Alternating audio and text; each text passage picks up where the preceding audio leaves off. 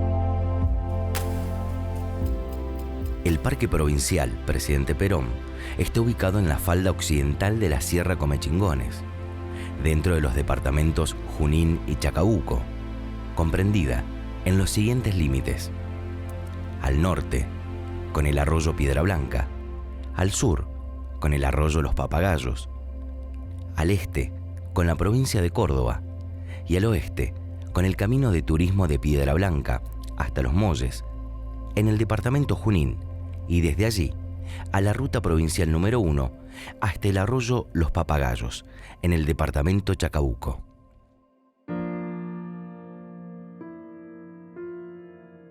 El área que abarca el parque es tan grande como diversa, donde se ven involucradas muchas localidades con características específicas en su flora y su fauna. Dentro de su perímetro se encuentran las localidades de Piedra Blanca, Merlo, Cerro de Oro, Carpintería, Los Molles, Cortaderas, Dique Piscuyaco, Villa Larca y Papagayos, compuesta por ríos y arroyos que conforman su belleza.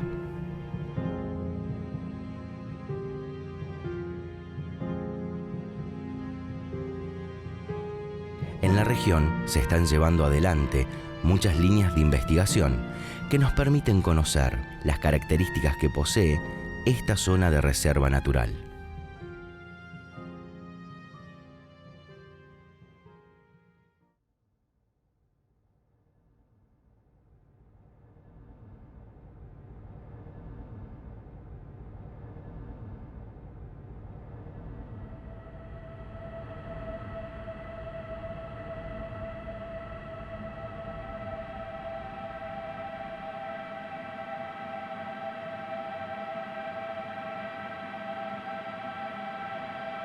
La avifauna es un reconocido componente de nuestro patrimonio, utilizado desde hace un tiempo para la valoración ambiental, además de enriquecer las manifestaciones culturales a través de saberes y artes de los pobladores que en ellas se inspiran. La zona del Parque Presidente Perón es un lugar espectacular para observar aves, ya que tenemos distintas altimetrías. Una vez que vamos ascendiendo a la montaña, encontramos diversas aves que no están en la parte baja, en donde podemos encontrar aves endémicas como la remolinera serrana, la remolinera chocolate, el espartillero serrano, que solamente están habitando en la zona alta de la sierra y en esta parte de las sierras centrales de Argentina. Nuestra diversidad que tenemos en esta zona es muy grande. Estamos registrando alrededor de las 250 especies. En la provincia de San Luis llegamos casi a 330, pero casi se repiten muchas. Nos faltan las acuáticas, la zona de Villa de Merlo y en especial del Parque Presidente Perón no tenemos agua, entonces encontramos algunos patos arriba en los lagos, en los arroyos, más que en los lagos. Hay un lago, pero en los arroyos encontramos algún pato barcino, alguna que otra gallareta, pero muy poquito. Toda esta zona es una zona con una alta riqueza de especies de aves. Tengamos en cuenta que en Argentina hay aproximadamente unas 1000 especies y en toda esta región se han documentado más o menos unas 250, 240 especies, lo cual es un número realmente interesante, es casi un cuarto de lo que se encuentra en el país. Muchas de esas especies son residentes, es decir, permanecen todo el año aquí, y después tenemos dos tipos de migradores. Migradores que aparecen aquí en otoño-invierno, porque muchos de ellos habitan normalmente en la Patagonia, y otro grupo importante que vienen desde el norte de la Argentina o que vienen desde Estados Unidos, desde Centroamérica, y que pasan la primavera y el verano aquí. Muchas de esas especies son interesantes porque no se encuentran en otras zonas de la Argentina o son escasas, y una de las características que tiene toda esta región es tener un monte de muy buena calidad, lo cual permite a estas aves poder alimentarse y poder nidificar. Tenemos que tener en cuenta algo que es el hecho de que el monte alimenta a las aves y al mismo tiempo las aves alimentan al monte.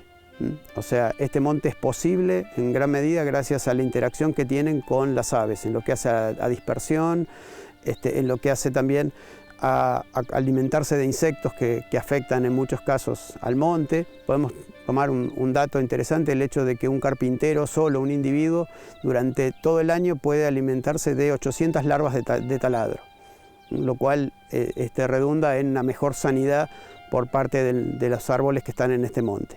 Sabemos que generalmente los estudios de calidad de ambiente se hacen a través de indicadores de percepción que tiene la gente, ¿no? Cómo la gente ve el ambiente, si está conforme o disconforme. Pero por otro lado, lo que hacemos nosotros con las aves es que tomamos datos de las aves y ellas nos indican cómo está el ambiente. Es al revés, ¿no? Desde la naturaleza, en este caso las comunidades de aves, nos van a indicar a nosotros las personas si el ambiente está en buena calidad o si se está degradando. Si yo voy modificando el ambiente, voy a ver que algunas especies se adaptan y se multiplican, mientras que otras, muchas otras, empiezan a desaparecer. Eso en su conjunto le da identidad al lugar donde estamos, ¿no? Por ejemplo, si la gente visita la Villa de Merlo, la visita también por las aves que se encuentran. El estudio de las aves locales y aves que migran al lugar para hacer frente a la profunda deforestación de los bosques permite hacer un censo, conocer las características de cada especie y a la vez el cuidado que se debe tener para con las mismas.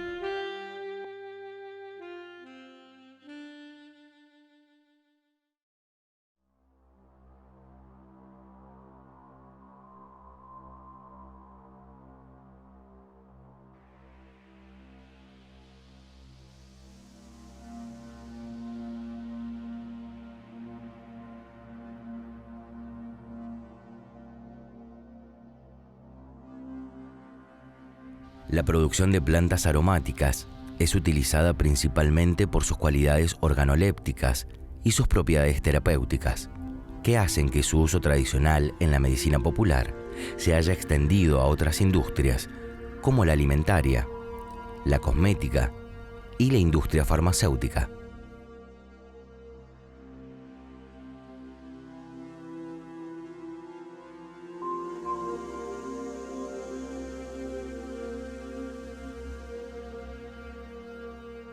La producción de estas hierbas está dentro de un contexto social y económico que fomenta el cultivo y recolección de hierbas aromáticas locales, donde se busca ordenar la producción para poder hacer frente a la demanda, pero también se busca cuidar la tierra de donde se extraen.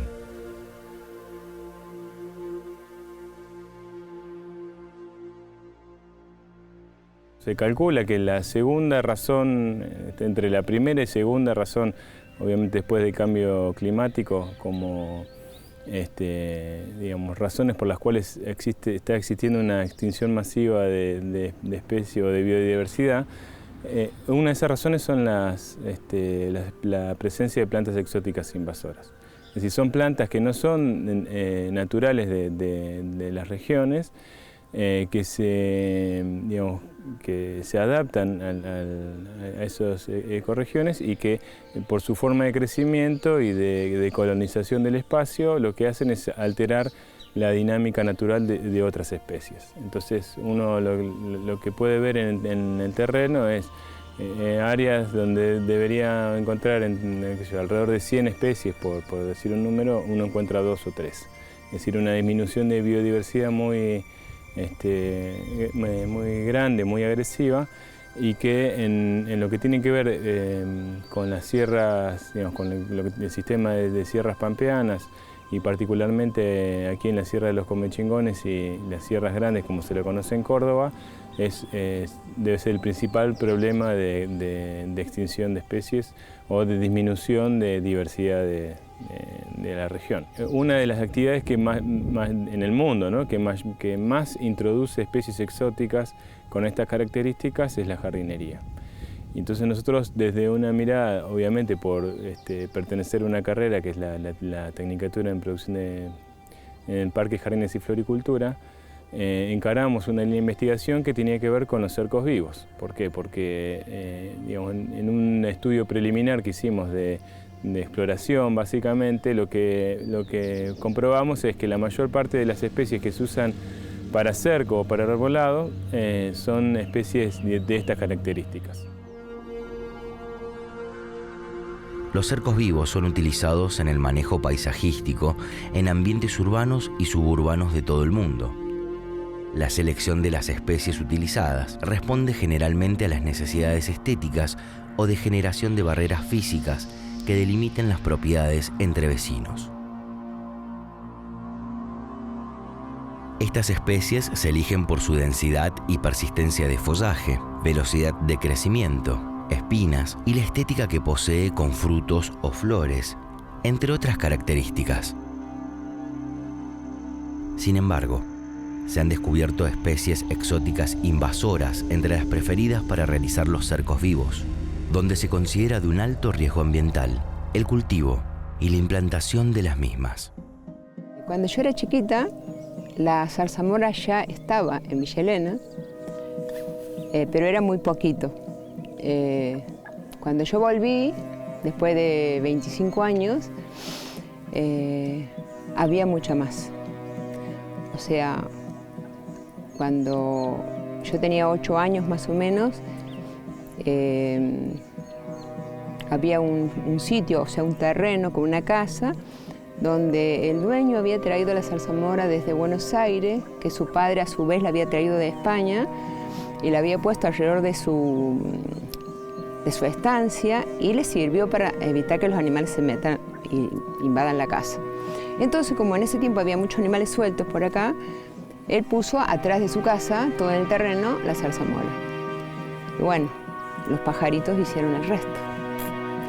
O sea, en 60 años se ha convertido en un desastre ecológico esto de la zarzamora.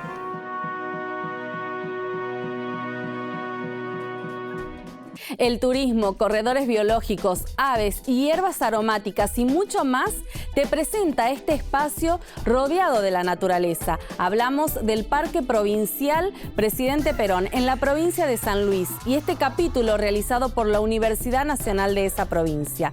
Vamos a seguir compartiendo mucho más de este espacio y antes te recuerdo que todas las producciones las podés ver a través de nuestras redes sociales siguiendo nuestro canal de YouTube. Ya volvemos.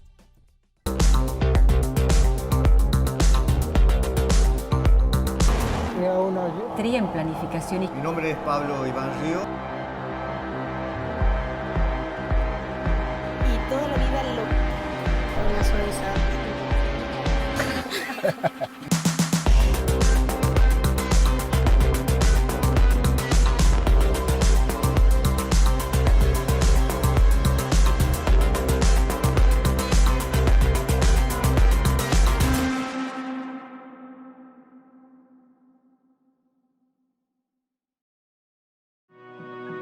El turista viene a buscar ocio, paz, tranquilidad. El turista no es consciente por ahí de lo que está impactando. Yo creo que tiene más implicancia la persona que está desarrollando el atractivo.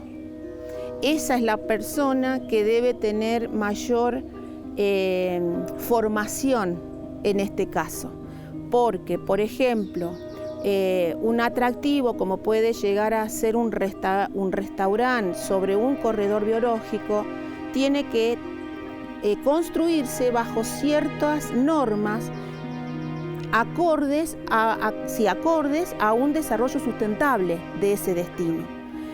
En muchos casos de los corredores biológicos y de los atractivos que nosotros fuimos analizando, esto no ocurre.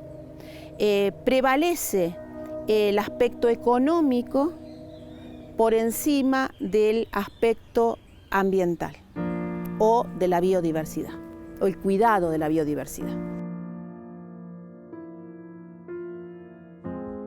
La actividad turística en la región comenzó en la década del 30, a pesar de la dificultad que tenían los turistas de acercarse, debido a la falta de caminos aptos. El turismo siguió incrementándose haciendo frente a la falta de infraestructura adecuada y es en la década del 50 que se desarrolla con más auge. La actividad turística comienza fundamentalmente en Merlo, ¿no? Si hablamos de todo este corredor, hoy un corredor turístico llamado Comechingones, calificado así por el Ministerio de Turismo de la Nación, también por el Plan Maestro de Turismo de la provincia de San Luis. Comienza su actividad turística en la década del 30, pero estamos hablando de una época en donde el turismo no era un fenómeno masivo, sino más bien la aristocracia, la clase media acomodada, eran los pocos que podían viajar. En ese entonces los medios de transporte eran otra cosa, era mucho más difícil llegar, el sistema, digamos, de accesibilidad, de carreteras, estamos hablando de caminos de ripio en no muy buen estado, con lo cual era realmente limitada la cantidad de gente que venía.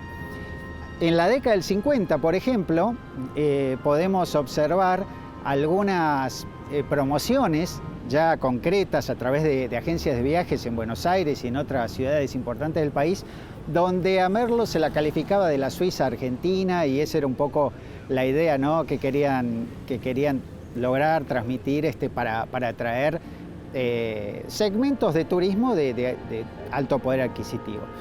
Pero en la década del 80 es cuando comienza, o fines de los 70, cuando comienza a consolidarse Merlo como destino turístico, comienzan a crecer su oferta de alojamiento, de gastronomía, guías, agencias de viajes, excursiones, que es un fenómeno que no ha terminado hasta el día de hoy, sigue constantemente creciendo. El corredor turístico, más digamos que es el eje vertebral del Parque Presidente Perón, sobre la Ruta 1, con todas estas localidades, donde Merlo es la localidad turísticamente más desarrollada y más importante, entiendo que deberían establecer algún tipo de vinculación un poco más estrecha entre ellos, comenzar a trabajar en conjunto para definir, digamos, hasta dónde queremos crecer.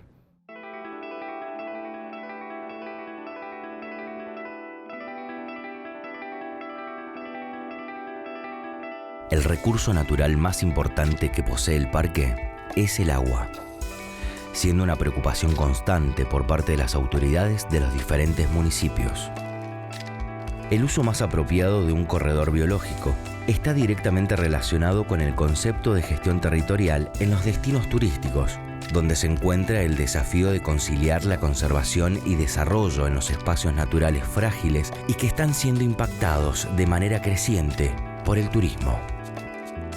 La primera tarea que se nos cruzó para Acción Ciudadana, ni bien recibida la personería, tomamos contacto con que justamente el predio que está frente a nuestro emprendimiento, que está dentro del Parque Presidente Perón, con una restricción de fraccionamiento de 1,5 hectáreas, estaba siendo loteado. Eran 82 lotes de entre 2.000 metros, 2.300 metros. Sabemos lo que pasa cuando se lotea, no se mantiene ese tamaño de lote, sino que se lo fomenta desde las inmobiliarias para la venta, es decir, acá podés poner 4 cabañas, 5 cabañas. Entonces vimos un desastre ecológico en este lugar, en plena reserva, la zona de amortiguación del Parque Presidente Perón. Empezamos a ver que había un montón de falencias, que ese reconocido por medio ambiente que no podría haber sido aprobado, no tenía aprobación de agua, no tenía riesgo hídrico, no había sido, realizado el proyecto fuera de los límites que daban las excepciones, porque hubo un momento en el que la legislación dijo, bueno, desde todo lo que se aprobó antes queda dentro de las excepciones, pero esas eran 2 o 3, eran muy pocas. Y bueno, un montón de situaciones, de las que más graves nos parecen por ahí, es bueno, la degradación, el no respeto a los límites, ¿no? De 1,5 hectáreas, de achicar los predios, de hacer algo degradando el lugar inevitablemente, porque es imposible no hacerlo, ¿no? Porque cada persona que viene de afuera con la mejor de las buenas voluntades quiere su pileta de natación porque este clima es seco y se necesita, hay que movilizarse, necesita 1 o 2 autos la familia y necesita servicios que acá no hay, entonces empieza todo a degradarse de una manera espantosa.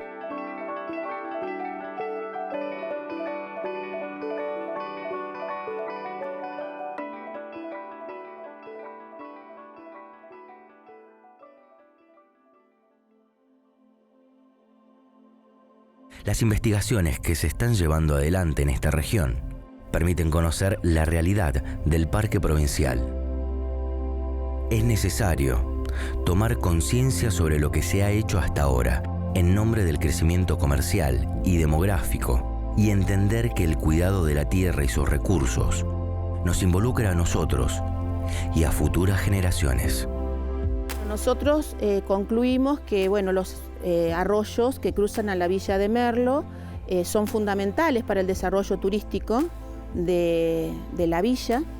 Sin embargo, es necesario rever la aplicación de las distintas normativas justamente porque la Villa de Merlo está ubicado dentro de lo que es el Parque Provincial Presidente Perón. Eso hace que no se pueda actuar sobre los recursos naturales libremente, sino que debemos actuar a partir de una reglamentación en vistas a que si nosotros no desarrollamos un turismo sustentable, nuestros recursos van a ir siendo cada vez más afectados y vamos a ir en contra de lo que es el desarrollo para esta localidad de Merlo. Volviendo un poco a las aves, como hablábamos antes, las comunidades de aves de la zona no están tan ligadas al agua, porque no es una zona que tenga mucha agua, ¿no? Las especies acuáticas son escasas. Pero todo el bosque nativo, que digamos que queda bastante poco, este valle es uno de los lugares mejor conservados del país, se podría decir, necesitan que cierto régimen de aguas naturales, ¿no? Para poder... el bosque, como decía antes, funciona como una esponja y eso también va a llevar a que si está el bosque se recuperen los cursos de agua. El avance de los loteos lo que puede llegar a hacer es, si no está el bosque como su estructura sana, digamos, me acelera la erosión del suelo.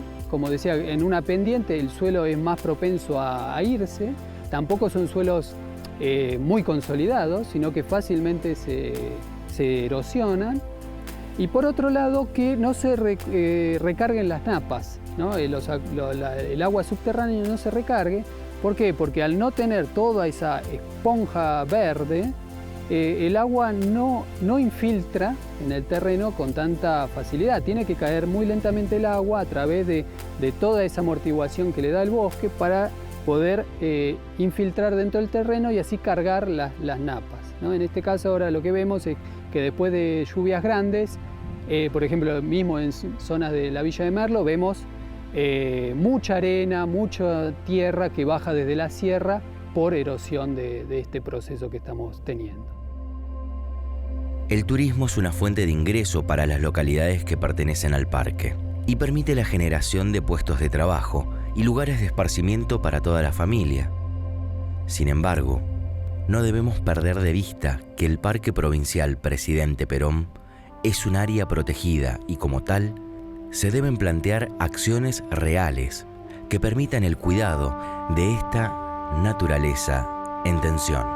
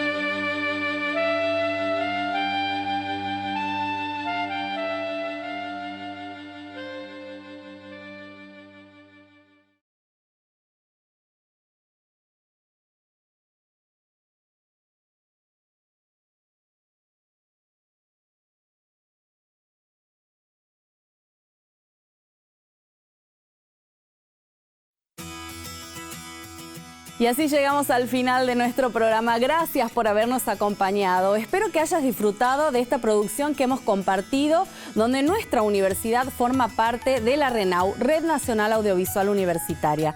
Te espero como siempre el próximo viernes al término de TV Prensa Primera Emisión para compartir un nuevo capítulo.